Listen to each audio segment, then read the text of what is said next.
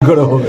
আচ্ছা, এটা একটু প্রথম বলে দিন যে উচ্ছেদ নিয়ে আপনি যে এটা আমরা লক্ষ্য করছি যে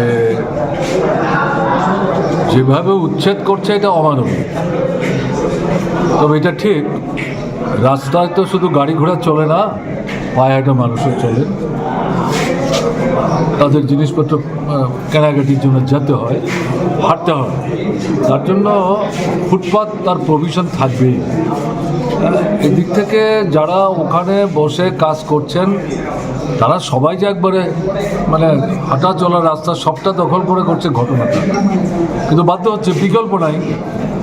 এখন এদেরকে তো একটা বিকল্প দিয়ে তারপর ওখান থেকে সরানো হচ্ছে। যদি এমন হয় যে বিকল্পের ব্যবস্থা হয়েছে কিন্তু তারা এটা গ্রহণ করতে চাইছে না, তারা এখানেই থাকতে চাইছে, তাহলে প্রশ্নটা আলাদা।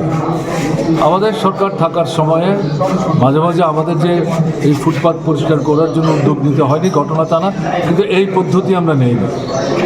আমরা বিকল্প ব্যবস্থা করেছি এবং আপনারা দেখেছেন যারা খবর রাখেন, আগরতলা শহরের বিভিন্ন এলাকাতে এই ধরনের হকার যারা ফুটপাতে বসে যারা কাজ করেন তাদের স্থায়ীভাবে একটা আস্তানা বা ঠিকানা দিয়ে ওখানে যাতে তারা ব্যবসাটা ঠিকঠাকভাবে করতে পারে তার ব্যবস্থা করেই তারা যেখানে ছিলেন এখান থেকে তাদেরকে সরবার জন্য আমরা আবেদন করতাম, অনুরোধ করতাম।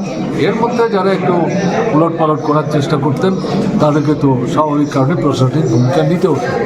কিন্তু এখন যেটা দেখা যাচ্ছে, কিছুদিন পরপরই তারা গিয়ে এগুলি হকার উচ্ছেদের নাম করে, ফুটপাত পরিষ্কার করার নাম করে রাতের অন্ধকারে গিয়ে আক্রমণ করছে, ভাঙচুর করছে।